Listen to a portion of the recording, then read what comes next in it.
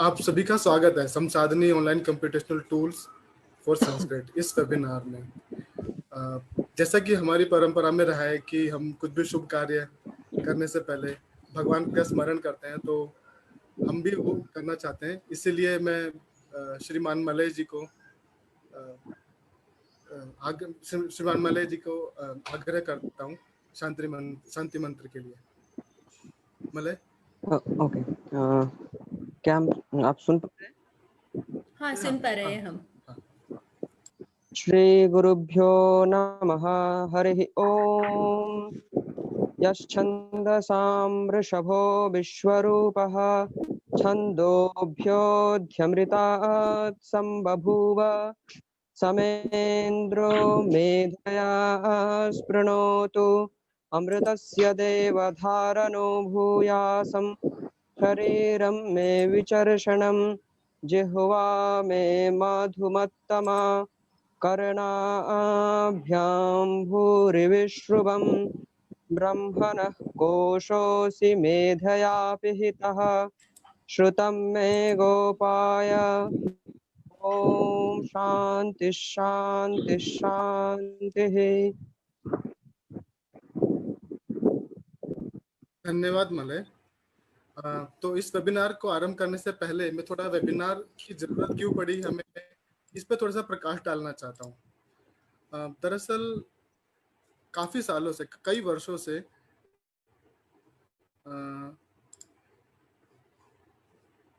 Sanskrit computational tools पर कार्य चल रहा है और बहुत सारे लोग इस मिशन में जुड़े हुए हैं। माफी चाहता हूँ, एक मिनट।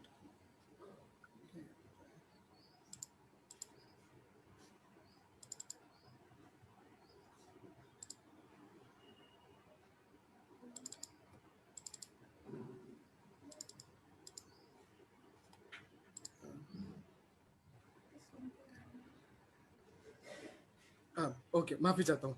दरअसल इस संस्कृत कंप्यूटेशनल टूल्स पर काफी सारे लोग कई सालों से काम कर रहे हैं और अभी ऐसा हो रहा है कि जितना भी सारा काम हो रहा है, जितना भी सारा कार्य किया जा रहा है इस फील्ड में, काफी सारे लोगों को तो पता है, लेकिन काफी सारे लोगों को पता ही नहीं है। और खासकर उसमें भी संस्कृत टीचर्स जो हमारे भारत देश में संस्कृत को आगे बढ़ाने का बहुत महत्वपूर्ण कार्य कर रहे हैं, उनमें से काफी सारे लोग ऐसे जिनको इसके बारे में पता ही नहीं है।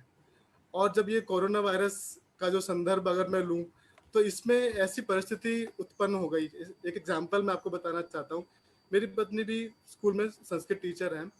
जब ये कोरोना वायरस शुरू हुआ तो सारा स्कूल वगैरह बंद हो गया, तो उनके पास एक समस्या आ गई कि उनको अपने स्टूडेंट्स को ऑनलाइन के माध्यम से टीचिंग करना है। तो कैसे करना है, और सबसे बड़ी बात ये थी, टीचिंग तो कर सकते हैं लेकिन जो उनके स्टूडेंट्स हैं उनको कुछ कंटेंट बना के देना है ऑनलाइन, वो कैसे दे। तो बहुत बड़ी प्रॉब्लम थी। तब मैंने उनको बोला कि ऑलरेडी इतना सारा काम संस्कृत में हुआ है, बहुत सारे लोग काम कर रहे हैं, आप उसका उपयोग कीजिए। तो उन्होंने उसका उपयोग किया। तब हमें ये दिमाग में आया कि ऐसे बहुत सारे लोग हैं जिनको अभी इन कामों के बारे में पता नहीं है। तो क्यों ना एक वेबिनार हो जिसमें सभी को बुलाएं और हम इसका कुछ इंट्रोडक्शन दें। तो इसके लिए हम लोगों ने सोचा कि जैसा कि बहुत सारा काम जैसे मैं बता रहा हूँ, तो उसमें संसाधनी का एक बहुत बड़ा रोल है। संसाधनी एक संस्कृत कंप्यूटेशनल टूल किट है जहाँ पर संस्कृत भाषा के लिए बहुत सारा काम हुआ है और कई वर्षों से काम चल रहा है। तो आज हम इस वेबिनार में संसाधनी के ऊपर उसमें क्या क्या काम हुआ है, कितने सालों से कितने कंप्यूटेशनल टूल्स उसमें का निर्माण हुआ है और उनका उपयोग हम कैसे हमारी संस्कृत टीचिंग के लिए हम कर सकते हैं, तो उसके बारे में हम परिचय देंगे। तो इसके लिए जिन्होंने संसाधनी टूल किट पर कई सालों से अथक परिश्रम किया है, उसको एक अच्छे से रूप में लाए हैं, उनको हमने रिक्वेस्ट किया इस वेबिनार में रिसोर्स पर्सन बनने के लिए, और उनका नाम है प्रोफेसर अम्बा कुलकर्णी मैडम। तो थोड़ा सा मैं उनका परिचय देना चाहता हूँ और उसके बाद फिर मैं मैडम को आमंत्रित करूँगा। प्रोफेसर अम्बा कुलकर्णी मैडम एक कंप्यूटेशनल लिंग्विस्ट हैं और 2006 में हैदराबाद विश्वविद्यालय में डिपार्टमेंट ऑफ संस्कृत स्टडीज खुला था, तब से वहाँ कार्यरत हैं। इस डिपार्टमेंट में ये प्रोफेसर और विभागाध्यक्ष भी हैं। 1991 से 1991 से ये इस कार्य में निरंतर जुड़े हुए हैं। इन्होंने इंडियन ग्रामेटिकल ट्रेडिशन को लेकर अपना आधार बनाया और कंप्यूटेशनल लिंग्विस्टिक्स में इसको जोड़ा कि कैसे Paninian framework, Sanskrit framework computational tool kit बनाने के लिए, कंप्यूटेशनल टूल्स बनाने के लिए कितना उपयोगी है। इन्होंने इनका जो योगदान है, अनुसारक का आपने कभी नाम सुना होगा। अनुसारक एक प्रकार का मशीन ट्रांसलेशन है, लैंग्वेज एक्सेसर भी बोलते हैं उसको। इसमें इनका बहुत बड़ा योगदान है। इन्होंने संस्कृत हिंदी अनुसारक के लिए भी काम किया है। इन्होंने इसको बनाया, एक नया रूप दिया है। और जब से ये इन्होंने संस्कृत इंडियन ग्रामेटिकल ट्रेडिशन का महत्व समझा, तब से ये continuously focus as a researcher focused होके काम कर रहे हैं। और इनके इनके लीडरशिप में एक संस्कृत कंसोर्शियम भी बना था, जिसमें संस्कृत हिंदी मशीन ट्रांसलेशन के ऊपर काफी सारा काम हुआ था। और उसी प्रोजेक्ट के अंदर बहुत सारे संस्कृत कंप्यूटेशनल टूल्स का निर्माण भी हुआ था। और 2015 में इनको विशिष्ट संस्कृत सेवा वृत्ति सम्मान से सम्मानित भी किया गया था राष्ट्रीय संस्कृत संस्थान के द्वारा। जब हमने इनको रिक्वेस्ट किया कि मैडम आप अपने टूल्स किट के बारे में हमारा बताइए, हमारा मार्गदर्शन कीजिए, क्योंकि बहुत सारे यूजर्स ऐसे हैं जिनको अभी इनके बारे में पता भी नहीं है, तो थोड़ा आप संस्कृत स्कूल्स में, मतलब लेवल पे कैसे इसका उपयोग कर सकते हैं, थोड़ा हमें बताइए। तो उन्होंने हमारी रिक्वेस्ट इमीडिएटली स्वीकार कर ली और हमारे इस वेबिनार में एज ए रिसोर्स पर्सन बनकर आए। अब मैं आदरणीय प्रोफेसर मकुल कर्णी मैडम को आमंत्रित करता हूँ अपना मार्गदर्शन करने के लिए। मैडम। धन्यवाद Anil, and really I'm excited to this is our first webinar from the Department of Sanskrit Studies. We took the opportunity of this COVID-19 and we thought we should go online and use this opportunity to reach the school teachers especially. And as Anil has pointed out, he and his wife were engaging with school teachers. They were engaging the students as well as they were in continuation touch with school teachers to discuss and develop online teaching material. And at that time, I thought we should explain the use of Samsadhani, use of online computational toolkit, which we have developed at University of Hyderabad. So this Samsadhani is a platform for understanding Sanskrit texts. Samsadhani, Sam may stand for Sanganaka, Sanganaka Sadhanani or Sanskrit Sadhanani. तो ये जो साधन है, ये संगणक के माध्यम से संस्कृत को जानने के लिए कुछ हमने साधन बनाए हैं। और ये केवल एक साधन नहीं है, बहुत साधन है। तो हमने उसका नाम संसाधनी ऐसे रखा है, नया नाम हमने कॉइन किया है ये। अब आप जानते हैं कि संस्कृत जो है किसी एक समय में लिंग्वा फ्रैंका थी, but now and it was also mother tongue at some stage. It was being spoken across India, but now only a few know Sanskrit, will use Sanskrit as a mother tongue.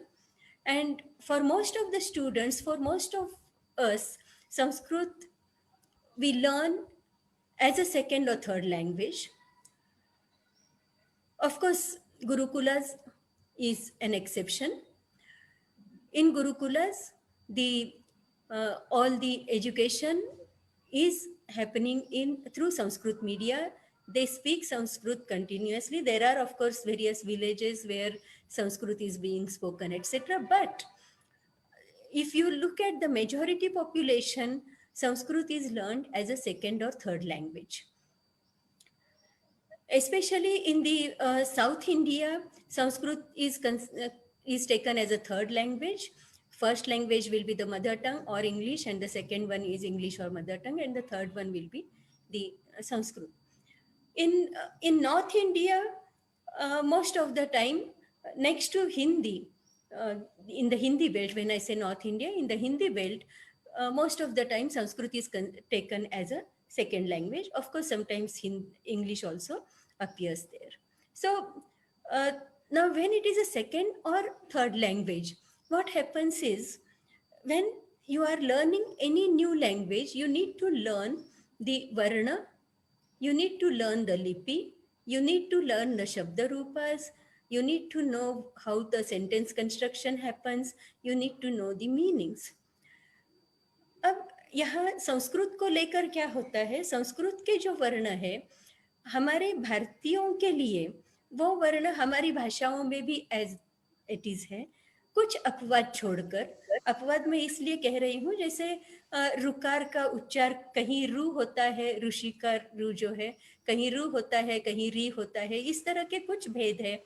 श के स श और श के उच्चारण में भेद है विभिन्न प्रांतों में, परंतु बाकी सभी यदि वर्ण देखते हैं तो वो वर्ण उच्चारण में थोड़ी भिन्नता हो सकती है, परंतु वो वर्ण हमारी सभी भाषाओं में है।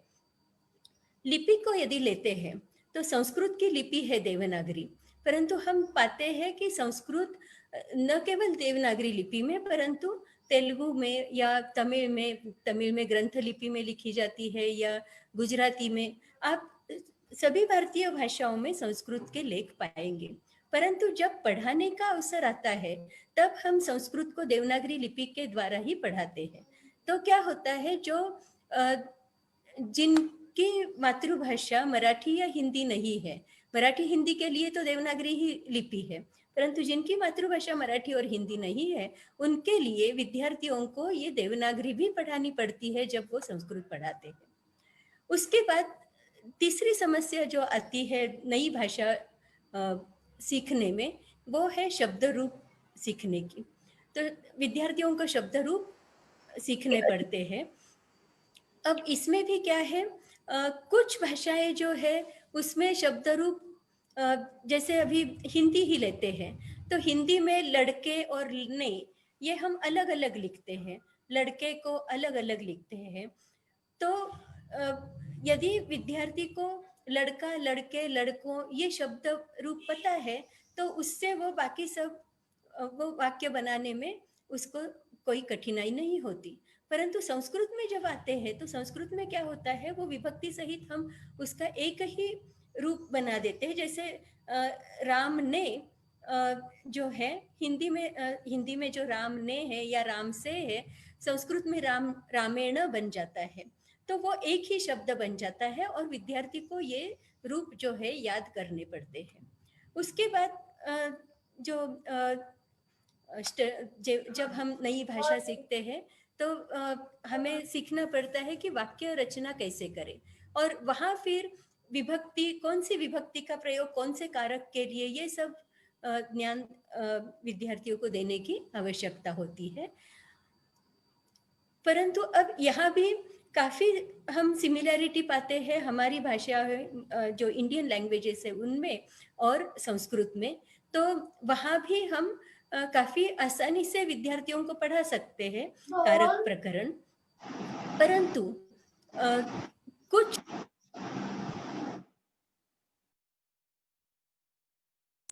उपपद होते हैं जिनके कारण विशिष्ट हेलो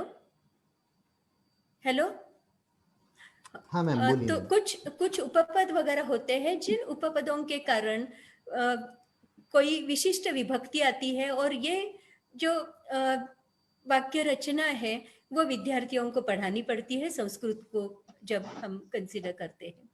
उसके अलावा फिर शब्दों के अर्थ विद्यार्थियों को पता होने चाहिए। अब यहाँ भी भारतीय भाषा जानने वालों को उतनी परेशानी नहीं होती, परंतु कभी कभी संस्कृत में शब्द का अर्थ और जो अपनी मातृभाषा है उसमें उसका अर्थ ये दोनों भिन्न हो सकते हैं।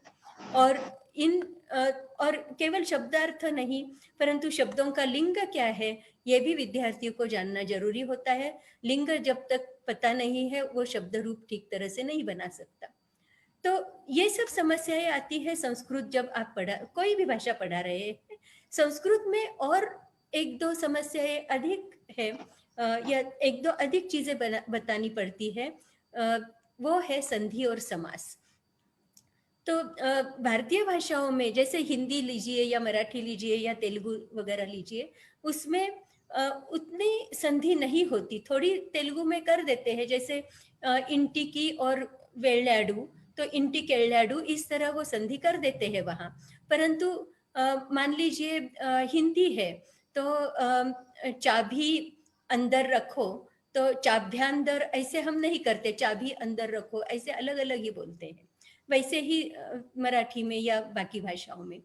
परंतु संस्कृत में वो संधि बहुत बार नेचुरली हो जाती है, इतना स्वाभाविक है संधि मिश्रित बोलना संस्कृत में। तो हम ये पाते हैं कि जो कहानियां वगैरह लिखी है वहां भी काफी संधि का प्रयोग किया जाता है। वैसे ही समस्त पदों का प्रयोग भी संस्कृत में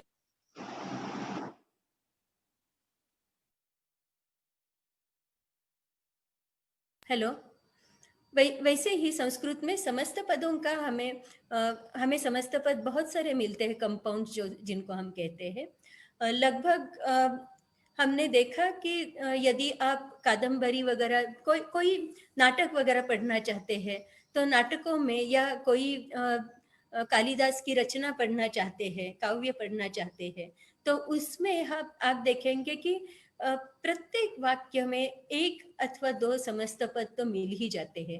प्रत्येक श्लोक में आपको एक या दो समस्त पद मिल जाते हैं। तो ये सब अधिक पढ़ाना पड़ता है। अब दूसरी परेशानी ये है कि आजकल विद्यार्थियों के पास उतना समय नहीं है कि वो ये सब चीजें कंठस्थ करें। कंठस्थ करने की जो आदत है वो भी कम हो गई है विद्यार्थियों की। Similarly, they don't have much time to practice, and teachers also find it difficult to find time to teach grammar. Now, this grammar actually is very much precise like mathematics. So what happens is once you teach the grammar rule, like mathematics, if the student knows the grammar rule very well, if he has understood the grammar rule very well, then it is not much difficult for him to understand the Sanskrit text. But then what happens is just as in mathematics, you need drilling in the initial stages so that you get a good hand over it. Similarly for grammar, you need to practice a lot. और वो practice जो है यदि आप भाषा का प्रयोग कर रहे हैं तो प्रैक्टिस अभ्यास जो है आसानी से होता है। परंतु यदि आप भाषा का प्रयोग डे टू डे लाइफ में नहीं कर रहे हैं तो ऐसे समय में फिर ग्रामर को समझना और आत्मसात करने के लिए बहुत अभ्यास की आवश्यकता है। तो इन सब चीज़ों को ध्यान में रखते हुए आज मैंने सोचा कि संसाधनी जो हमने टूल्स डेवलप किए हैं उनका प्रयोग हम इसमें कैसे कर सकते हैं टीचिंग के लिए। तो संसाधनी में जाने के पहले थोड़ा सा मैं हमारी जो ट्रेडिशनल परंपरागत जो पद्धति है पढ़ाने की उसके बारे में थोड़ा सा बताती हूँ। हमारे यहाँ दंडान्वय और खंडान्वय नाम की दो पद्धतियाँ हैं कोई भी संस्कृत टेक्स्ट पढ़ाने की। जैसे गुरुकुल में आप जाते हैं तो गुरुकुल में विद्यार्थी ने प्रवेश लिया, उसको शुरू में तो अष्टाध्यायी वगैरह रटवाएंगे, उसके बाद जब वो थोड़ा सा बड़ा हो जाता है तब उसको जैसे कालिदास का रघुवंश है वो गुरुजी पढ़ाना चाहते हैं तो वो क्या करते हैं, कोई भी जैसे श्लोक लिया कालिदास के रघुवंश का, श्लोक लेने के बाद उस श्लोक का जो पद्य में है उसको गद्य में बनाते हैं, गद्य में उसका जो क्रम होगा वो बताते हैं, उसको दंडान्वय कहा जाता है। और दंडान्वय एक बार विद्यार्थी को पता चला तो विद्यार्थी स्वयं समझ जाता है उसका अर्थ क्या है। दूसरी परंपरा है खंडान्वय की, परंतु पहले खंडान्वय में जाने के पहले थोड़ा दंडान्वय में एक्सप्लेन करती हूँ। तो ये मैंने पहला श्लोक लिया है संक्षेप रामायण का। तपस्वाध्याय निरतम तपस्वी वाग्विदाम्बरम नारदम परिपप्रच्छ वाल्मीकि मुनिपुंगवम। अब ये पूरा जो श्लोक में है, इसको समझने के लिए दंडान्वय में वो क्या करते हैं, इसी श्लोक को तपस्वी वाल्मीकि ही तपस्वाध्याय निरतम वाग्विदाम्बरम मुनिपुंगवम नारदम परिपप्रच्छ, इस तरह से बताते हैं। अब विद्यार्थी समझ जाता है कि ये परिपप्रच्छ जो है वो क्रिया है, और तपस्वी वाल्मीकि जो संस्कृत जानता है उसको ये पता है कि तपस्वी वाल्मीकि ही ये प्रथमा में है। तपस्वाध्याय निरतम वाग्विदाम्बरम मुनिपुंगवम नारदम, इन सब में द्वितीय विभक्ति है, इसलिए ये सब कर्म है और यहाँ ये करता है, और फिर वो अर्थ समझ जाता है। परंतु अब हमारे जो विद्यार्थी है उनको इसमें भी परेशानी होगी कि यहाँ ये समस्त पद जो है उसका अर्थ क्या है और इसमें विभक्ति कौन सी है, वो शायद समझ नहीं पाएंगे। तो उनके लिए ये खंडान्वय होता है। तो खंडान्वय में अब क्या करते हैं गुरुजी, ये जो वाक्य है पहले दंडान्वय लिया उन्होंने, अब इसको वो आगे बताते जाएंगे। परिपप्रच्छ, परिपप्रच्छ यानी पूछना। तो पूछा, पूछा जब कहते हैं इमीडिएटली एक आकांक्षा उठती है, कहा परिपप्रच्छ, और यहाँ आंसर मिलता है वाल्मीकि परिपप्रच्छ। तो विद्यार्थी जो है कह में प्रथमा है, यहाँ वाल्मीकि ही में उसको प्रथमा दिख रही है, और वो फिर उससे अर्थ निकालता है कि कह परिपप्रच्छ वाल्मीकि ही परिपप्रच्छ। कम परिपप्रच्छ नारदम परिपप्रच्छ, फिर कीदृश वाल्मीकि ही तपस्वी वाल्मीकि ही, कीदृशम नारदम मुनिपुंगवम नारदम वाग्विदाम्बरम नारदम तपस्वाध्याय निरतम नारदम। इस तरह से वो खंडान्वय के द्वारा विद्यार्थी को एक्सप्लेन करते हैं। तो अब प्रॉब्लम जैसे मैंने बताई कि विद्यार्थी को ये रूप जो है, वाल्मीकि ही में प्रथमा विभक्ति है, वरम में द्वितीय है, नारदम में द्वितीय है, परिपप्रच्छ में कौन सा लकार है, ये सब विद्यार्थी को याद नहीं रहता। तो अब मैं एक्सप्लेन करने जा रही हूँ ये टूल्स जो हमने डेवलप किए हैं, ये मेमोराइजेशन में और ड्रिलिंग प्रैक्टिस में कैसे मदद करते हैं। आप सब लोगों को हमने टूल्स के वेबसाइट एड्रेसेस भेजे हैं, scl.samsadhani.in/scl और sanskrit.uhyyd.ac.in/scl। यहाँ आप जाइए, मैं अभी लाइव डेमोन्स्ट्रेशन देती हूँ इन्हीं का। तो मैं दूसरा मेरा स्क्रीन शेयर करती हूँ।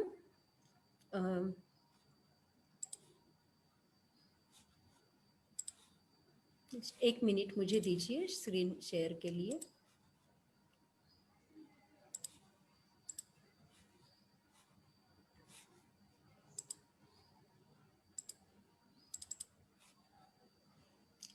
कोई समस्या हुई है इसमें। ये स्क्रीन दिख रहा है आपको? हेलो, दिख रहा है मैम, दिख रहा है। हाँ, ये दिख रहा है ना? ओके। आप दिख रहे हैं मैम, स्क्रीन नहीं दिख रहा। स्क्रीन नहीं दिख रहा है? हाँ, स्क्रीन नहीं दिख रहा है मैडम। अच्छा, तो इसमें कुछ समस्या हुई है and I don't know how to go about it.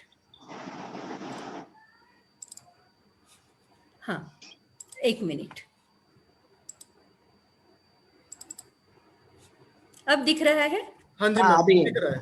Okay, ठीक है, हाँ थैंक दिख रहा है। यू। ओके, तो ये हमारा संसाधनी का Yes, ma'am. वेब पेज है।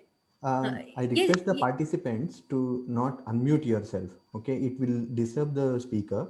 Okay, we are coordinating it. We will check if there is any technical problem. Okay, I request participants not to unmute. Okay, thank you. अच्छा, आपको यदि प्रश्न पूछने हैं तो आप चैट बॉक्स में लिख सकते हैं और मॉडरेटर मुझे क्वेश्चंस पूछेंगे। तो अभी बीच बीच में आप उसमें अनम्यूट मत करिए आपका फोन। ओके, तो ये हमारी वेबसाइट है, मैं अभी मेरी मशीन से दिखा रही हूँ। तो इसमें आप देखेंगे साधनानि, कोशाः, corpus, publications, thesis, search engine, Anusaarak MT Sanskrit Hindi और ई रीडर्स या सविश्लेषण ई ग्रंथ, इतनी सारी लिंक्स पड़ी है। अभी मैं सीधे टूल्स में जाती हूँ और मैं उसमें मॉर्फोलॉजिकल जनरेटर में नाम रूप निष्पादिका जो है वहाँ मैं क्लिक करती हूँ। तो जैसे अभी पहले ही समस्या है, विद्यार्थियों को जो शब्द रूप बताने हैं। जैसे उदाहरण के लिए ये राम के शब्द रूप बताने हैं। तो ये जो आपको इंटरफेस दिख रहा है, इसमें आप ये शब्द यहाँ टाइप कर सकते हैं, जो भी प्रातिपदिक है यहाँ टाइप करिए, उसका लिंग जो है उसका चयन करिए, और नाम है या सर्वनाम है या संख्या है, इनके बारे में आपको बताना होगा। तो राम जो है नाम है, और रूपाणी दर्श्यताम, तो अब मुझे इसके सभी रूप यहाँ मिल जाते हैं। तो आप ये देखेंगे रामः रामौ रामः, ये पूरी जो विद्यार्थियों से आप रटवाते हैं, ये पूरा यहाँ मिल गया। तो आप मान लीजिए आपने एक शब्द जो है वो विद्यार्थियों से रटवाया है। अब उसको प्रैक्टिस के लिए बहुत सारे शब्द देने हैं आपको, तो आप प्रैक्टिस के लिए दे सकते हैं शब्द। और मान लीजिए प्रैक्टिस के लिए आपने कहा कि देव के भी रूप बनाओ, तो अब ये संभव है। आजकल के विद्यार्थी जो है बहुत ही स्मार्ट होते हैं, उनको एक बार पता चल गया कि ऐसे टूल्स उपलब्ध है, तो वो विद्यार्थी क्या करेगा, यहाँ ये टूल यूज करेगा, इसमें देव टाइप करेगा और उसको रूप मिल गए। अब जो बुद्धिमान विद्यार्थी है उसको ये समझ में आएगा कि वहां रामेण था और यहाँ तो देवेन है, और फिर वो कहेगा कि अरे या तो ये इसने गलती की है टूल ने, अथवा जो हमारे टीचर ने पढ़ाया था उसमें गलती होगी, एक में न और दूसरे में न, ऐसे कैसे है। तो फिर आप भी दूसरे दिन विद्यार्थियों से इनके बारे में पूछ सकते हैं, और फिर उनको बता सकते हैं कि कहाँ न होता है, कहाँ न होता है। इस तरह के नियम जो है, जो ग्रामर में है, वो ग्रामर के नियम आप उनको बता सकते हैं, जो एक्सेप्शनल केसेस है। वैसे ही अब दूसरा शब्द लेते हैं, जैसे माला लिया मैंने। अब यहाँ देव का देवस्य है, और देवे तृतीया में देवेन है। माला लिया और मैंने स्त्रीलिंग जब मैंने दिया तो यहाँ मालया आ रहा है, षष्ठी में मालाया आ रहा है। तो ये सब चीजें आप फिर उनको बता सकते हैं, ताकि तुरंत उनको ध्यान में रहे ये चीजें, वो याद रखें, और अलग अलग शब्दों के लिए वो घर में बैठ के उसको प्रैक्टिस भी कर सकते हैं। एक समस्या संस्कृत पढ़ाने में कभी कभी ये भी होती है कि जो पेरेंट्स हैं उनको संस्कृत न आने के कारण वो विद्यार्थियों को घर में मदद नहीं कर पाते। तो अब इस टूल के द्वारा वो विद्यार्थी अपने पेस से, अपनी गति से उसको सीख सकता है। और दूसरी बात ये भी है कि अक्सर ये होता है कि विद्यार्थी ने सीख तो लिया स्कूल में, 2-3 साल जो भी है उसने संस्कृत सीख ली, परंतु जब बड़े होने के बाद suppose he becomes an engineer, or he gets a degree in mathematics or science, and now then somebody tells him, oh, in mathematics there is lot of literature in Sanskrit. हमारे पूर्वजों ने मैथमेटिक्स में बहुत सारी प्रगति की थी। अब वो जानना चाहता है। अब वो जब संस्कृत के वो पुस्तकें देखता है, तो जो उसने स्कूल में पढ़ा है वो उतना जो ज्ञान है वो काफी नहीं होता। तो ऐसी स्थिति में इस तरह के टूल्स फिर उसको काम आते हैं। वो फिर इनका उपयोग करके वो देख सकता है अपने आप कि शब्द का अर्थ क्या है, या जैसे अभी माला यही ये शब्द है। अब माला यही इस शब्द में कौन सी विभक्ति है वो जानना चाहता है। तो कोई टेक्स्ट पढ़ रहा है, उसमें उसको माला यही ये शब्द मिला।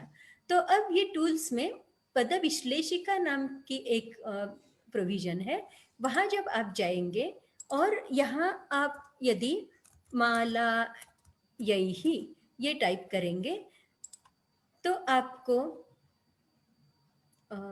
इसमें कहीं कुछ मैडम विसर्ग मैडम। हाँ, ओ सॉरी, विसर्ग दिया मैंने। तो यहाँ हमें मालायई में मालायई, इसमें माला स्त्रीलिंग चतुर्थी एक वचन ये मिला। और माला शब्द का अर्थ क्या है? अच्छा, माला के ये सब रूप भी मिले आपको, और इसके अलावा माला शब्द का हिंदी में अर्थ क्या है ये भी आपको मिला। तो माला शब्द का अर्थ हार है अथवा रेखा, लड़ी, जपमाला, ये सब अर्थ है।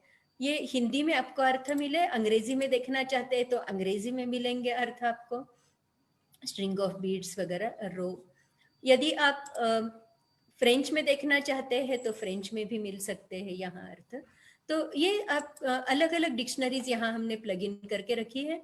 यदि अमरकोश में जाके आप देखना चाहते हैं माला के अलग अलग पर्यायवाची शब्द कौन से हैं, तो माला का दूसरा एक अर्थ है, परंतु ये माला कुसुमावली, माल्य, माला, सृज, ये इस तरह के अर्थ अलग अलग मिले हैं।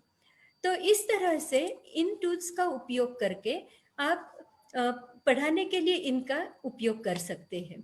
दूसरा, मैं थोड़ा सा क्रिया रूप में अभी जाती हूँ। तो जैसे यहाँ अभी पद निष्पादिका में क्रिया रूप निष्पादिका, ये वर्ब फॉर्म जनरेटर है, ये मैंने सिलेक्ट किया था। और यहाँ आप धातु जो भी है आप सिलेक्ट कर लीजिए। जैसे अभी मैंने पठ धातु है, तो ये पठ धातु पठ वक्तायाम वाची, ये पठ धातु मैंने ली और उसको कहा कि मुझे कर्तरी के परस्मय पद के रूप देखने हैं। तो यहाँ हमें परस्मय पद के ये सब रूप अलग अलग लकारों में, पठति पठतः पठन्ति, पठसि पठतः पठत, पठामि पठावः पठामः, ये तीनों पुरुषों के तीनों वचनों के रूप लट लकार के मिले। वैसे ही लिट लकार के है, लुट के है, लुट के है, लोट, लंग, विधिलिंग, आशीर्लिंग, लुंग, लुंग, इन सभी लकारों के हमें रूप यहाँ मिलते हैं। दूसरी धातु मैं लेती हूँ, मान लीजिए धातु है लभ। अब ये लभ धातु जो है वो आत्मनेपदी है, इसलिए मैंने, मान लीजिए मैं परस्मय पद देती हूँ तो मशीन कुछ भी यहाँ नहीं दिखाएगी, सभी डैश डैश दिखाए, उसका अर्थ है कि इसके ये रूप बनते नहीं है, वो आत्मनेपद में ही बनते हैं। तो आत्मनेपदी के रूप यहाँ मिले, लभते, लभेते, लभन्ते, लभसे, लभेथे, लभध्वे, एटसेट्रा। तो आपको ये 10 लकारों में इसके रूप यहाँ दिखाई देंगे। तो इस तरह से विद्यार्थी को आप बहुत सारा होमवर्क दे सकते हैं, और विद्यार्थी चाहे वो कहीं देख के कॉपी करके भी लिखे, परंतु जब वो हाथ से लिखता है तो उसकी वो एक प्रैक्टिस हो जाती है। तो आप ऐसे अलग अलग धातुओं के लिए दे सकते हैं, उनको बता सकते हैं धातुओं के रूपों में कैसे भेद आ रहा है, वो सब वो यहाँ स्वयं इसको देख के समझ भी सकते हैं। तो इसी तरह कृदंत के रूप भी आप देख सकते हैं, तद्धित भी रूप है। अब मैं दूसरा एक उदाहरण, अब इन सब चीजों को लेकर मान लीजिए मुझे कोई कहानी पढ़नी है, तो हमने ये अनुसारक नाम का जो टूल बनाया है, अनुसारक मशीन ट्रांसलेशन संस्कृत हिंदी, ये है। तो यहाँ आप वाक्य टाइप कर सकते हैं और वो टेक्स्ट प्रोज भी हो सकता है अथवा श्लोक भी हो सकता है। तो जब यहाँ आप टाइप करेंगे तो मशीन उसका आपको एक तरीके से अनुवाद देती है। तो मैं अभी ये एक उदाहरण ले रही हूँ 9वीं की पुस्तक से।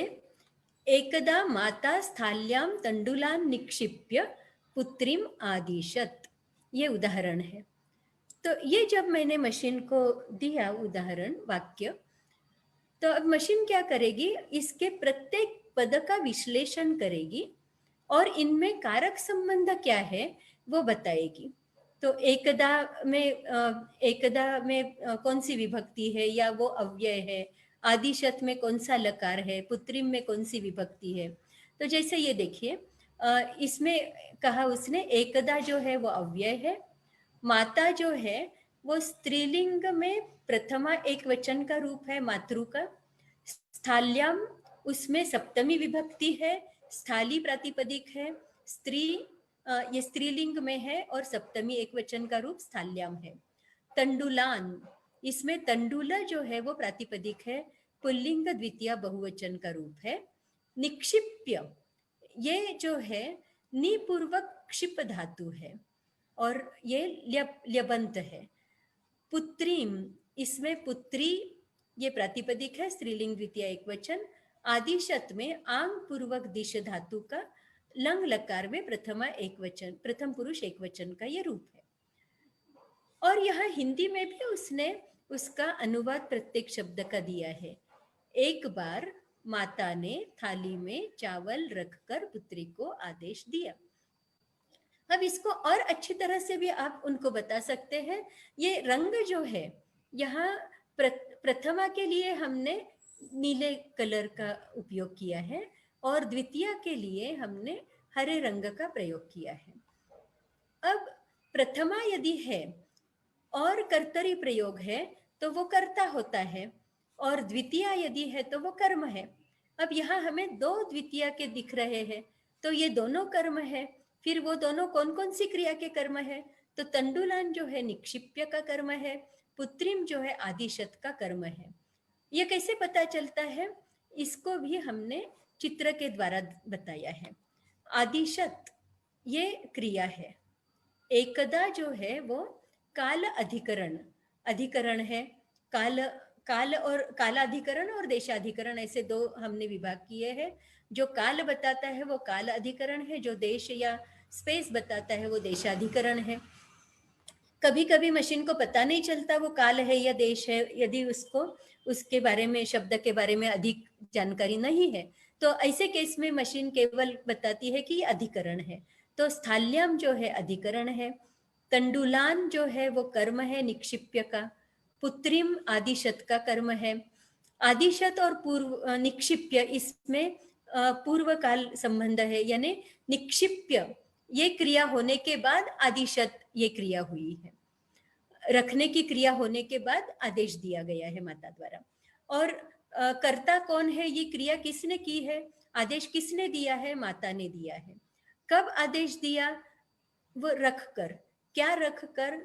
तंडुल को रखकर। कहाँ रखकर? थाली में रखकर। और ये किसने रखा है? माता ने स्वयं ने रखा है। तो ये सब इंफॉर्मेशन यहाँ आपको मिल रही है।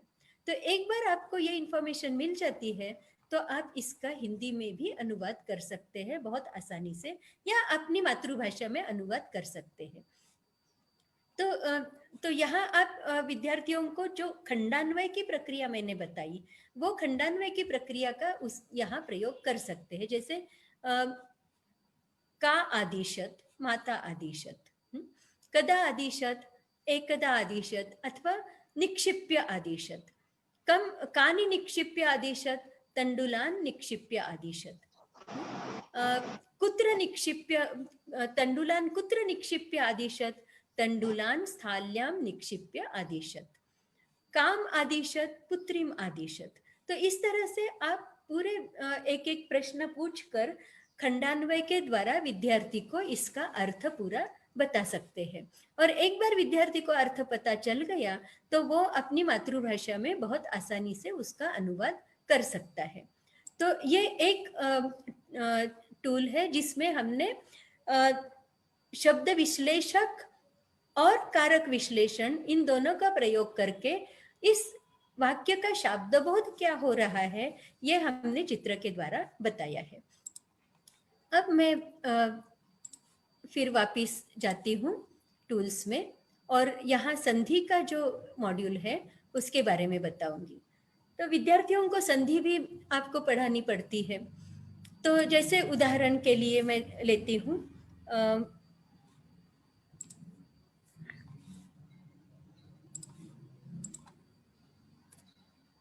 तस्मिन एव। मान लीजिए ये मैंने दो शब्द दिए, पहला पद है तस्मिन, दूसरा पद है एव। और उसको कहा कि इसकी संधि करो और संधि का नियम कौन सा है वो भी बताओ। तो मशीन ने बताया मुझे तस्मिन और एव, इसका संहिता संधि होने के बाद तस्मिन एव, नकार जो है द्वित्व हो गया यहाँ, तस्मिन एव बना, और इसका सूत्र वगैरह जो भी है वो भी बता दिया। अब ये जो टूल बना है संधि का, इसमें आप देखेंगे विद्यार्थियों को बताने में आपको थोड़ी कठिनाई होगी। यहाँ न है और ए है, उसका ने बना है। दूसरा उदाहरण लेती हूँ मैं, जैसे सॉरी, मान लीजिए है यदि अपि,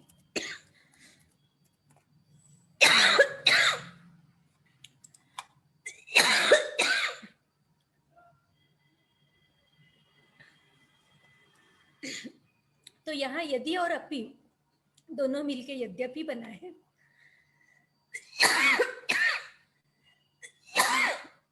एक्सक्यूज मी।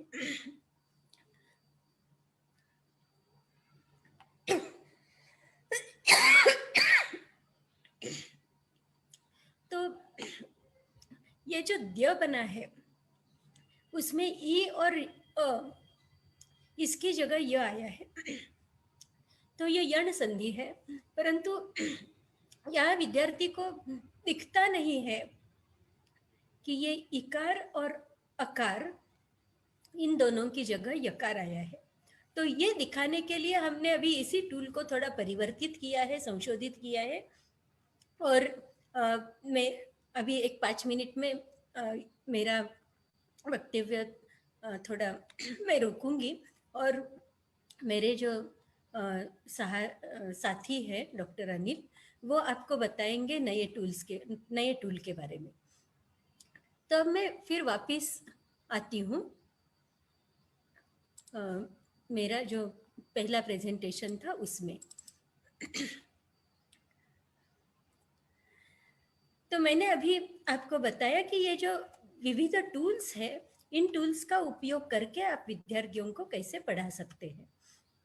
अब इसका एडवांटेज जैसे मैंने बताया कि स्टूडेंट्स जो है they can revise at their own pace, and teachers can drill them with several examples. Teacher can provide them several examples and students can practice on these examples at their own pace.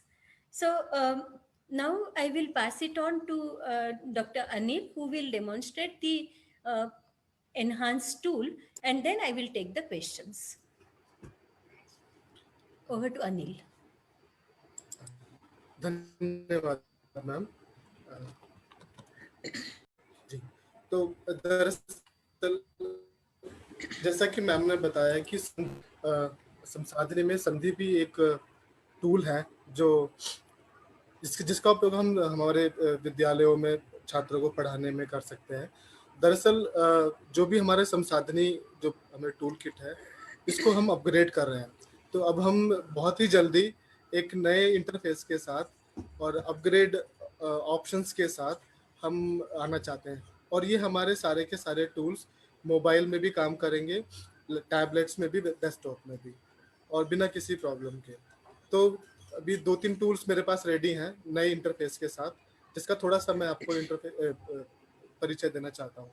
तो सबसे पहले संधि लेता हूँ और वो same example लेता हूँ जो मैम ने भी लिए थे। तो ये आप इंटरफेस देख सकते हैं अभी। तो इसमें इनकोडिंग जैसे यहाँ पे दे सकते हैं, अलग तरीके की इनकोडिंग्स दे रखी है हमने। ज़्यादातर हम संस्कृत के लोग यूनिकोड के साथ परिचित रहते हैं, तो उसमें आप दे सकते हैं। तो यहाँ पर आपको आपका इनपुट टाइप करना है। तो ये जब आप इसको आरंभ करेंगे तो कुछ ऐसा दिखाई देगा। तो जैसे कि अभी तस्मिन एव मैम ने एग्जाम्पल लिया था, वही एग्जाम्पल लेता हूँ मैं, तस्मिन एव। और जब यहाँ पे क्लिक करेंगे तो आप देख सकते हैं यहाँ पर एक पैनल सा दिखाई दे रहा है। इस पैनल में आपको 3 ऑप्शन दिख रहे हैं, एक व्याकरणांशः, नॉर्मल मोड और स्कूल मोड। मैं एक ऑप्शन को समझाता हूँ। व्याकरणांशः मतलब जैसे कि अभी मशीन ने आपको ये कुछ आउटपुट दिया है, तस्मिन एव ये हमने दिया, और जिसका संधि करने पर ये आउटपुट आया है। अब इस संधि आउटपुट में क्या सूत्र लगाए, पाणिनि का कौन सा सूत्र लगाए, किस प्रकार से क्या, जैसा कि मैम बता रहे थे, तो उसके लिए आप इस पर क्लिक कर सकते हैं। वाली संधि है और इसमें ये सूत्र लगा पड़ा है। अगर आप इस पे इंटरेस्टेड नहीं है, आप इसको हटा भी सकते हैं, हाइड कर सकते हैं। तो ये नॉर्मल मोड के बारे में था। अब जैसा कि हम कोशिश कर रहे थे कि इस टूल का उपयोग हम हमारे स्कूल्स में भी कर सकें, तो उसके लिए हमने विशेष तया ये स्कूल मोड रखा है। स्कूल मोड में जब आप आएंगे तो आपको कुछ ऐसा दिखाई देगा। तो अब जब हम हमारे छात्रों को पढ़ाते हैं तो क्या कैसे संवाद या किस प्रकार की प्रक्रिया हम इस्तेमाल करते हैं, तो थोड़ा सा उसी तरीके से इस इंटरफेस को डिजाइन करने की कोशिश की हमने। तो तस्मिन एव ये हमारा इनपुट है। तो जब भी हम संधि पढ़ाने जाते हैं तो हमारे छात्रों को बोलते हैं कि अच्छा इसकी पहले अनुपूर्वी स्पेलिंग्स बताओ, तो हम यहाँ पर वो ऑप्शन देख सकते हैं। जब यहाँ क्लिक करेंगे तो आपको तस्मिन और एव दोनों की स्पेलिंग्स अलग अलग दिख जाएगी, जैसे त, अ, स, म, ई, न, इस प्रकार से। तो छात्र इमीडिएटली उसकी स्पेलिंग भी देख सकता है और वो एक कल्पना कर सकता है कि हाँ मुझे संधि करने के लिए एक ये स्टेप लेना होगा। उसके बाद हम छात्रों को प्रश्न कर सकते हैं कि तस्मिन और एव में, तस्मिन में कौन सा है या फिर एव में आदि कौन सा, और उसका समाधान आप इस पे क्लिक करके पा सकते हैं। जैसे कि तस्मिन में न अंतिम वर्ण है और एव में आदि वर्ण है ए, और फिर इन दोनों का जो संधि वर्ण होता है वो क्या हो सकता है, न मतलब ने, इस प्रकार से। और जब इसका संधि रूप हम पूछेंगे बच्चों से कि इसका संधि रूप क्या है, तो तस्मिन्नेव। इसमें कई बार क्या होता है, टीचिंग के टाइम पे हमारे पास समय कम होता है तो हम ये सारे ऑप्शंस, ये सारे सोपान हम फॉलो नहीं कर पाते, तो तब आप क्या कर सकते हैं, आप डायरेक्ट तस्मिन एव दिखा के आप संधि रूप पे भी जा सकते हैं कि तस्मिन एव, इन दोनों की संधि तस्मिन एव इस प्रकार से बनेगी। तो ये एक हमने फैसिलिटी देने की कोशिश की है और आशा करता हूँ कि ये शायद उपयोगी होगी। दूसरा मैं आता हूँ मॉर्फ के ऊपर।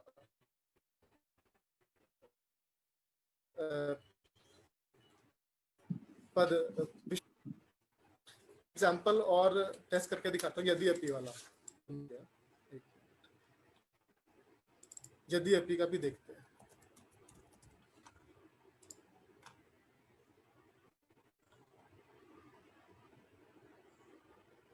तो मैं सब कुछ हाइड कर देता हूँ और फिर अनुपूर्वी से स्टार्ट करता हूँ। यदि अपी, यदि संधि वर्ण य, तो हम यहाँ बता सकते हैं छात्रों को कि ई के स्थान पे य आता है और फिर ये बन जाता है संधि रूप में यद्यपि, इस प्रकार से दिखता है। तो छात्र यहाँ खुद आकर प्रैक्टिस कर सकता है और वो समझ सकता है कि संधि की प्रक्रिया क्या है, संधि होती कैसे है दो शब्दों के, पदों के बीच में। अब मैं मॉर्फ पे जाता हूँ।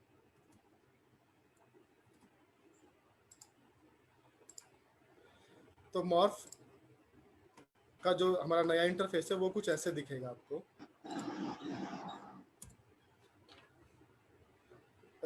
जो कोडिंग ऑप्शंस पहले संधि में थे वही सारे यहाँ भी आपको देखने में मिलेंगे और यहाँ पर आपको सीधा आपको पद टाइप करना है। तो सबसे पहले मैं लेता हूँ इच्छामि।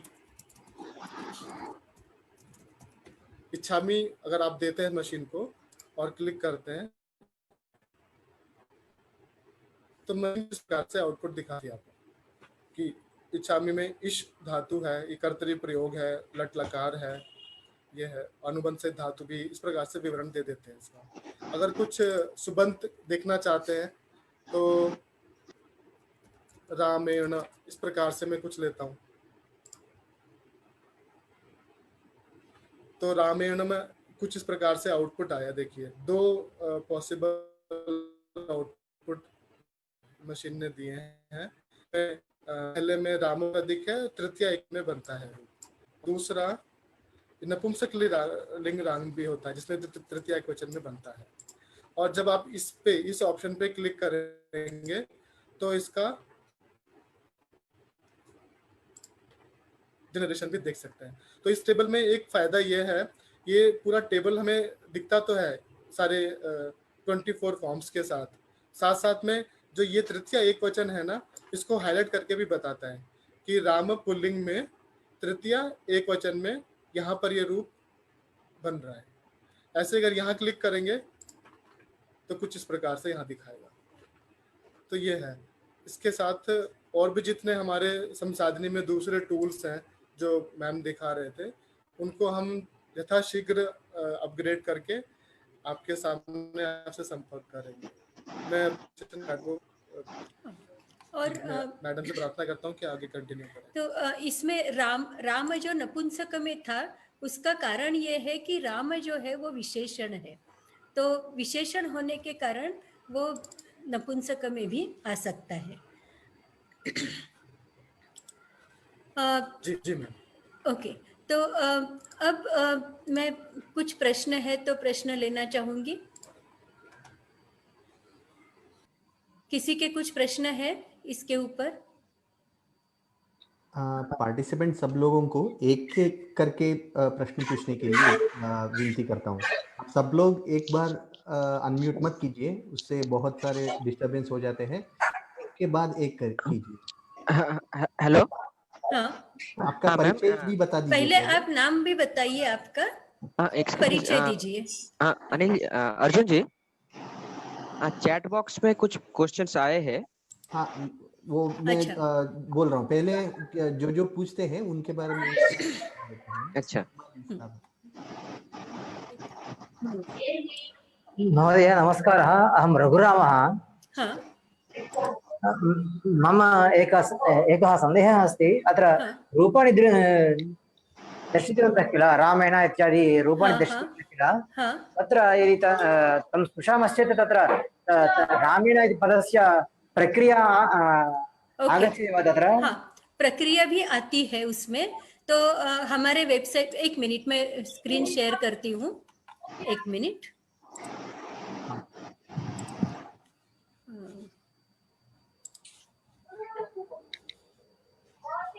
आप सब लोग कृपया म्यूट कर दीजिए। हाँ, ये स्क्रीन शेयर हो रहा है? हाँ मैम, हो रहा है। तो आप अभी मान लीजिए हम इसमें जाते हैं नाम रूप निष्पादिका, और राम मैंने एंटर किया, रूपाणी दर्शताम। तो अब यहाँ रामेण, यहाँ यदि आप क्लिक करेंगे तो आपको पूरी प्रक्रिया जो है यहाँ दिखाई देगी।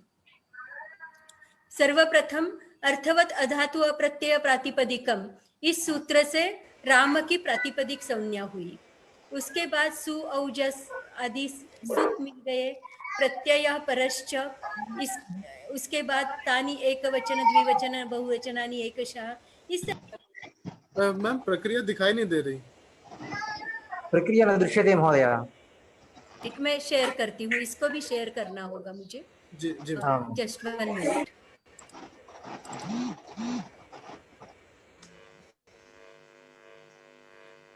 अब प्रक्रिया दिख रही है? अभी आया। सब लोग कृपया आप म्यूट कर दीजिए, कृपया।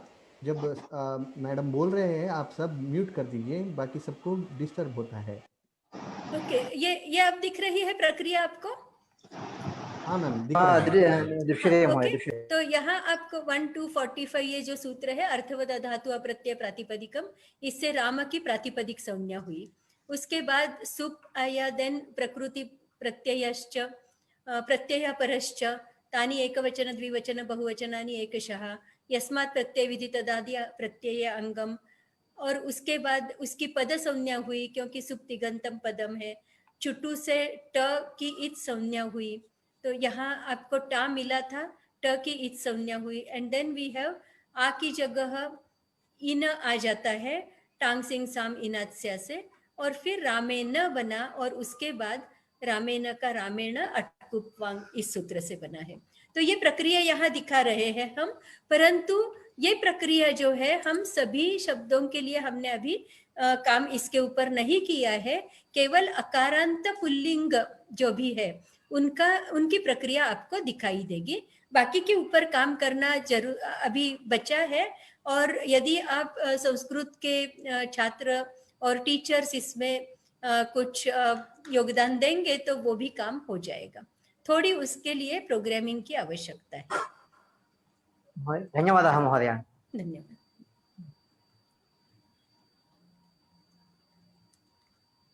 और कोई प्रश्न है? महोदय, मम नाम मोहिनी। हाँ, एतद् आफ्लैन् मध्ये अपि उपयोक्तुं शक्यते किम्? अभी तो केवल ऑनलाइन ही उपलब्ध है, ये ऑफलाइन में नहीं है। मोबाइल द्वारा भी आप उसका उपयोग कर सकते हैं, कंप्यूटर की आवश्यकता नहीं है। यदि मोबाइल में आपके पास इंटरनेट की सुविधा है तो आप मोबाइल के द्वारा इसका उपयोग कर सकते हैं। अस्तु महोदय, धन्यवादाः। और यदि आप ऑफलाइन चाहते हैं तो आप ले सकते हैं आपके मशीन पर डाउनलोड करके, परंतु हमारा ये जो सॉफ्टवेयर है वो माइक्रोसॉफ्ट में नहीं चलता, उसके लिए लाइनक्स ऑपरेटिंग सिस्टम की आवश्यकता है। तो यदि आप किसी स्कूल में इसको रखना चाहते हैं तो स्कूल में यदि कोई सर्वर है जो लाइनक्स का है, हम उसको वहाँ इंस्टॉल करने के लिए हम जो भी सहायता चाहिए वो दे सकते हैं। अवश्यं महोदय, धन्यवादः। महोदय, साफ्ट्वेयर नाम एकवारं वदतु। संसाधनी। न न न न तत् उपयोक्तुं मैक्रोसाफ्ट् अपेक्षया अन्य नाम उक्तवती। Linux operating system, LINUX। एवं, धन्यवादः महोदय। एवं।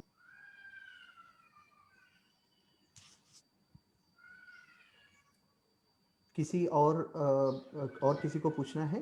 चैट में किसी ने कहीं कुछ पूछा हाँ है मैम, तो वो हेलो हाँ, हेलो हाँ बताइए। हेलो हेलो हाँ Yes. बोलिए। नमो नमः। मम नामधेयम् अश्विनी अस्ति। हाँ, मम एक प्रश्नः अस्ति।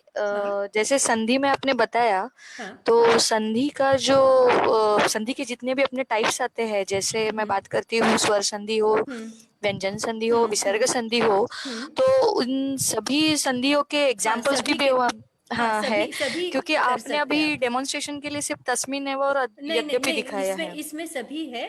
केवल हाँ। अभी केवल एक ही घंटा था हाँ। हमारे पास, 1 घंटे में हाँ। दिखाना था तो केवल 2 उदाहरण लिए, परंतु हाँ। इसमें सभी है। सभी है। हाँ, परंतु ये जो है 2 पदों के बीच की संधि है, न हाँ। कि पद के अंतर्गत संधि जो होती है वो नहीं है। तो ओके। ये थोड़ा सा आपको उसमें ये ध्यान रखना होगा। तो समस्त पदों के अंदर जो संधि होती है वो नहीं है, परंतु हाँ। 2 पदों के बीच जो संधि है वो यहाँ आपको दिखाई देगी। अन्यतः प्रश्नः अस्ति। हाँ। समास का आपने कुछ बताया नहीं मैम, मतलब समास भी हाँ, वहाँ पे समास का अभी काम चल रहा है। हाँ। उसमें थोड़ा समय लगेगा। समय लगेगा। हाँ, कुछ हुआ है, परंतु हाँ। वो अभी उपयोग में लाने के स्तर पर नहीं है। अच्छा। तो अच्छा। इसलिए हम अभी उसको रिलीज नहीं कर रहे हैं। उसके ऊपर काम चल रहा है इम्प्रूव करने का। जब वो उपयोग के स्तर पे आ जाएगा तब हम रिलीज करेंगे उसको। ओके, धन्यवाद महोदय। धन्यवाद। धन्यवाद। Hello ma'am. हाँ, एक्चुअली एक फेसबुक से एक क्वेश्चन आया है। हाँ, हाँ। एषा संसाधने कथं लभ्यते, ऐप अस्ति वा, लिंक प्रयुज्य वा इति किमपि। आप ही बताइए उसका उत्तर। हाँ, तो मैं फेसबुक में रिप्लाई दे दूँ उसको। हाँ, दे दीजिए। ओके, दे दीजिए।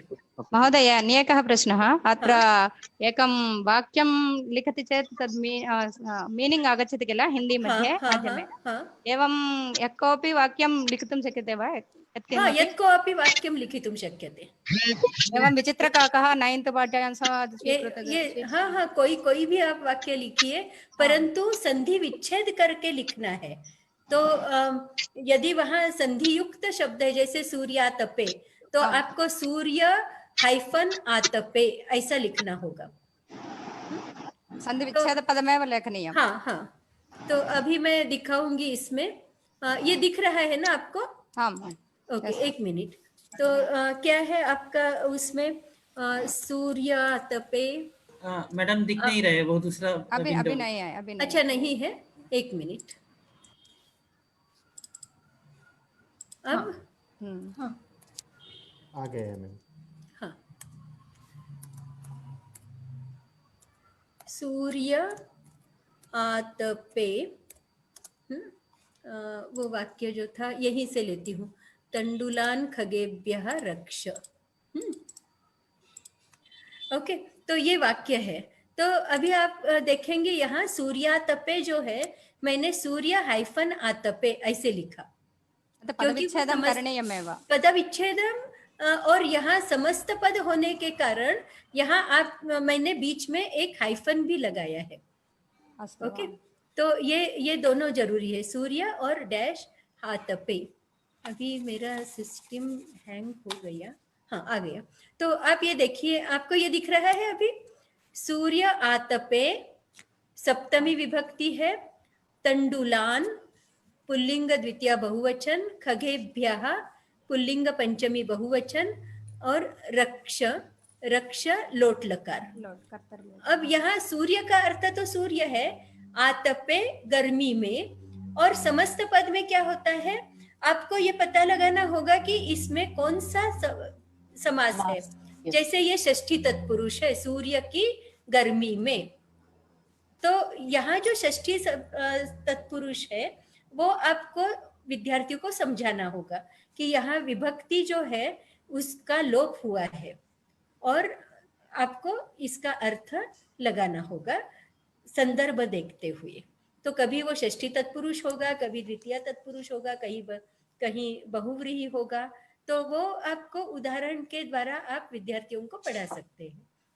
एतत् सूर्यातपे पदं तत्र सन्धि मध्ये लिखति चेत् तत्र आगच्छति वा? सूर्य न आगच्छति, दीर्घसन्धि न आगच्छति एव। नहीं, सूर्यातपे वो दीर्घ संधि करेगा, परंतु यहाँ सूर्यातपे में नहीं बताए। हाँ, तो यहाँ यदि मैं सूर्यातपे देती हूँ तो मशीन उसको नहीं करेगी। जैसे यहाँ मैंने लिखा सूर्यातपे, तो अभी इसमें संधि विच्छेद मशीन नहीं कर रही है। सूर्यातपे एक शब्द लिया और सूर्यातपे जो है उसको डिक्शनरी में मिलेगा नहीं, तो इसलिए उसका अर्थ कुछ मिलेगा नहीं मशीन के द्वारा।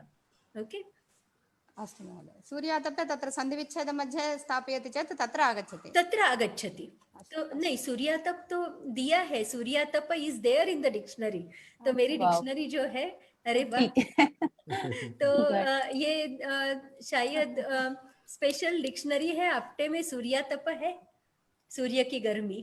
गुड, तो सूर्यातप सीधे आप दे सकते हैं और आपको अर्थ मिल गया यहाँ। सूर्य की और साथ में ही सूर्यातपे आप विद्यार्थियों को इससे संधि से बता सकते हैं, इसमें वो सवर्ण दीर्घ संधि कैसे हो रही है, सूर्य और आतपे, और इसको जब संधि की तो सूर्यातपे सवर्ण दीर्घ संधि, ये आप बता सकते हैं। ठीक है, very good ma'am, thank you. अत्र समस्तपदं दास्यति चेदपि पदविच्छेदं भवति वा? नहीं, पदविच्छेदं तु न भवति, अत्र तु this is joining two words. Okay, उसमें दोनों को जोड़ रहा है। तोड़ने वाला भी एक है टूल, हम कभी बाद में बताएंगे उसके बारे में। Okay ma'am, thank you very much. Thank you. Balmukund ji, आपको कुछ पूछना था, अपने चैट में भी रखे हुए थे, आप पूछ सकते हैं। Excuse me ma'am. हाँ हाँ, पूछिए मैम। अगर इन फ्यूचर कहीं कोई प्रॉब्लम होती है, कुछ पूछना है टूल से related, so can we ask you? Sure. तो आपको अभी ऐसा करते हैं, हम एक गूगल ग्रुप हम फॉर्म करेंगे और आपको सूचित किया जाएगा उसका ईमेल वगैरह, ग्रुप का नाम। तो ग्रुप में आप कभी भी पूछ सकते हैं और लोग उसका उत्तर देंगे। तो जितने लोगों ने यहाँ रजिस्ट्रेशन किया है, आप सब लोगों को उसमें हम सब्सक्राइब कर देंगे। ठीक है ma'am, thank you so much. Thank you, it's very useful tools ma'am. Thank you very much. Thank you ma'am. और किसी को पूछना है? महोदय नमस्कारः। हाँ नमस्कार। मम नाम फणिप्रसादः, चेन्नैनगरात् अस्मि अहं। हाँ नमस्कार। अस्मिन् सर्वाणि शब्दरूपाणि, सर्वाणि धातुरूपाणि मिलति वा? हाँ आम, धातु रूप जो है आप यहाँ क्रिया रूप निष्पादिका में जाइए और सभी धातुएं है, यहाँ 2000 धातुएं है, सभी के रूप आपको मिल जाएंगे। जो अभी हमारे पास हमारे डेटाबेस में नहीं है वो शायद नहीं मिलेंगे। इसके अलावा यहाँ डिक्शनरी में आप जाएंगे, कंकॉर्डेंस ऑफ पाणिनियन धातु वृत्तिज नाम का जो है, इसमें आप इस पर ये दिख रहा है, हाँ दिखाई दे रहा है वो मेरे। तो कंकॉर्डेंस विथ सेट पदी इन्फो, तो यहाँ आप देखेंगे पूरा धातु पाठ है, भूसत्तायाम एदवृद्धो वगैरह, और प्रत्येक धातु में यहाँ आप क्लिक करेंगे तो उसके रूप आपको मिल जाते हैं। और इतना ही नहीं, उस धातु से संबंधित जितने भी शब्द आपटे की डिक्शनरी में है, आपटे के संस्कृत हिंदी शब्दकोश में है, वो सब शब्द आपको यहाँ मिल जाते हैं एक साथ। तो ये आप एक्सप्लोर कर सकते हैं, आपको हमने लिंक दी है, तो आप जब भी आपको समय है वहां जाके अलग अलग इसमें जो है चीजें वो देख सकते हैं। हाँ मैडम, थैंक यू मैडम, धन्यवाद। बंसी लाहोले जी और प्रजक्ता जोशी जी, आपने हैंड रेज कर चुके हैं, आप सवाल पूछ सकते हैं। महोदय, हाँ नमो नमः। नमस्कार। ये टूल रिसर्च के लिए उपयोगी हो सकता है क्या? बिल्कुल। तो इसमें किस तरह का क्या करना चाहते हैं उसके ऊपर है। ओके। अच्छा। तो आप रिसर्च अलग अलग तरीके से, एक जो है इन टूल्स की सहायता से आप में आपके रिसर्च में मदद हो, इन टूल्स का रिसर्च में मदद हो। तो कैसे, उदाहरण के लिए मान लीजिए आप कोई मैन्युस्क्रिप्ट एडिट कर रहे हैं, ओके। तो मैन्युस्क्रिप्ट एडिट करते समय आपको कुछ समस्याएं आती है, कुछ शब्द जो है वो ठीक दिखते नहीं है, आपको संदेह होता है ये होना चाहिए या ये होना चाहिए, ठीक है। तो ऐसी स्थिति में आपको जो जो संदेह, जहां जहां संदेह आता है वो शब्द आप यहाँ दीजिए और देखिए कि उनका विश्लेषण क्या है, और उस विश्लेषण के आधार पर आप फिर तय कर सकते हैं कि इस कॉन्टेक्स्ट में ये सही है या नहीं। ये एक तरीका हो गया। इसमें ऑफ कोर्स और यदि आप स्वयं इन टूल्स को इम्प्रूव करना चाहते हैं, जैसे अभी मैंने बताया कि कोई शब्द है और वो शब्द जो है वो आपको लग रहा है कि कहीं इसमें त्रुटि है, परंतु त्रुटि क्या है ये समझ में नहीं आ रहा है, ओके। तो जैसे बहुत सारे अंग्रेजी के लिए टूल्स बने हैं, आप शब्द लिखते हैं उसमें स्पेलिंग गलत है तो मशीन आपको सजेस्ट करती है क्या ये है स्पेलिंग या ये है, तो अलग अलग जो स्पेलिंग सजेस्ट करती है, वैसे ही संस्कृत के लिए भी सजेस्ट करने के लिए हम कुछ बना सकते हैं। और यहाँ फिर आपको लिपि में जो साधर्म्य है या उच्चारण में जो साधर्म्य है उसके आधार पर आप उसमें गेस कर सकते हैं, गेस करवा सकते हैं मशीन से। तो ये काम हो गया इन टूल्स को इम्प्रूव करने का, which is again a kind of research.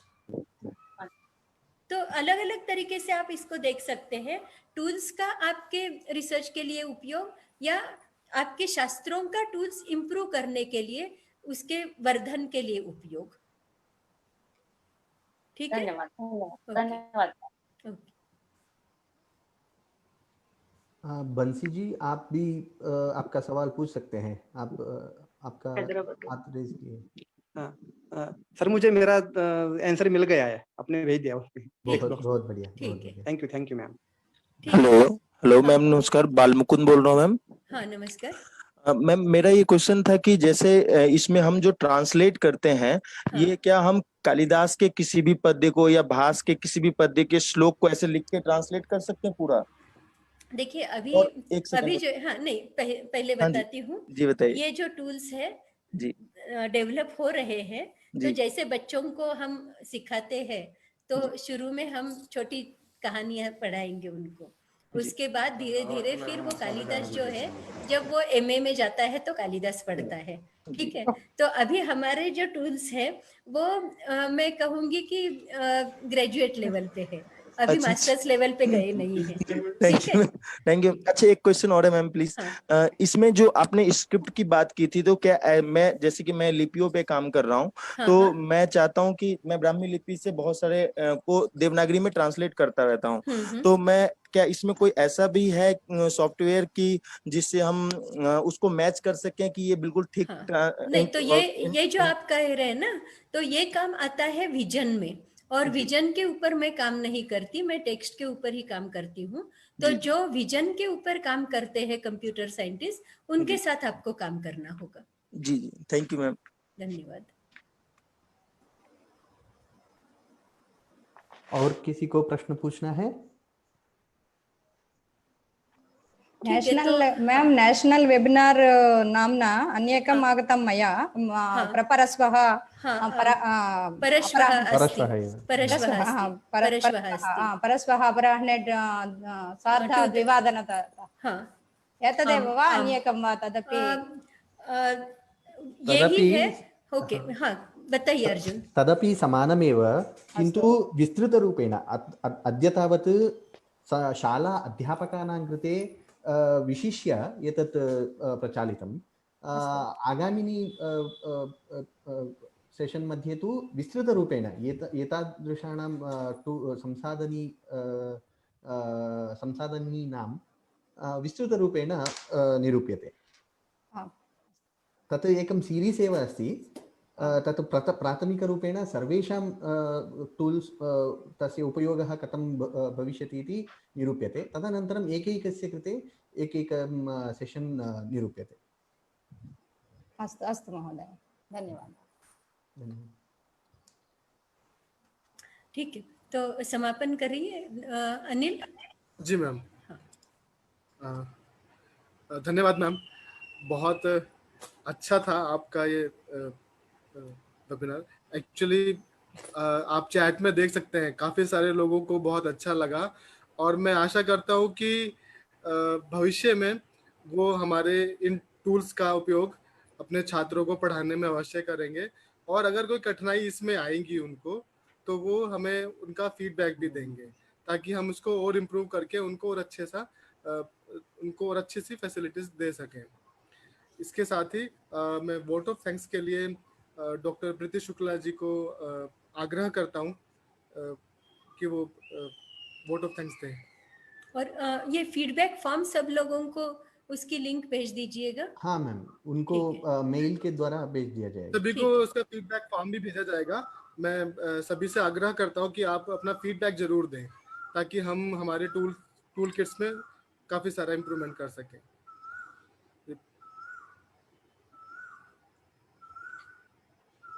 नमस्ते। अभी हम लोगों ने प्रोफेसर दीदी थोड़ा जोर से बोलिएगा।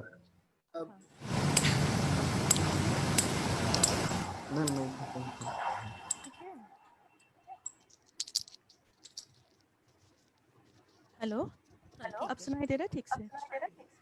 हाँ हाँ, सुनाई दे रहा है। अभी हाँ जी। नमस्ते। अभी हम लोगों ने प्रोफेसर अंबा कुलकर्णी द्वारा संसाधनी पर व्याख्यान सुन रहे थे। बहुत ही उपयुक्त व्याख्यान था यह। In this session, the importance of the tools to learn or teach Sanskrit effectively has been highlighted. So, इसमें हम प्रत्यक्ष एवं परोक्ष रूप से जो भी प्रतिभागी थे उनको धन्यवाद ज्ञापित करते हैं। साथ ही प्रोफेसर अंबा कुलकर्णी जी, जिन्होंने अपनी व्यस्ततम अमूल्य समय को लेकर के इन संसाधनी पर व्याख्यान दी है, उनके प्रति हम कृतज्ञता ज्ञापित करते हैं। और हम आशा करते हैं कि दिनांक 16 मई 2020 में 2:30 बजे से दूसरा सेशन, इसकी अग्रिम कड़ी जो होगी, वही सेशन पे हम पुनः मुलाकात करेंगे। धन्यवाद।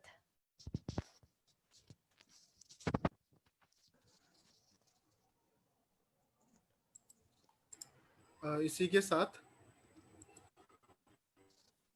हम ये वेबिनार सेशन समाप्त करते हैं, और सभी को फिर से सूचित करते हैं कि आप हमारे टूल्स का उपयोग कीजिए, अपना फीडबैक दीजिए। फीडबैक फॉर्म आप सभी से शेयर किया जाएगा आपकी मेल में और दूसरे तरीके से, और हम एक ग्रुप भी बना रहे हैं और आप अपने डाउट्स वगैरह आप ग्रुप पे भी पूछ सकते हैं। धन्यवाद आप सभी का। धन्यवाद मैम।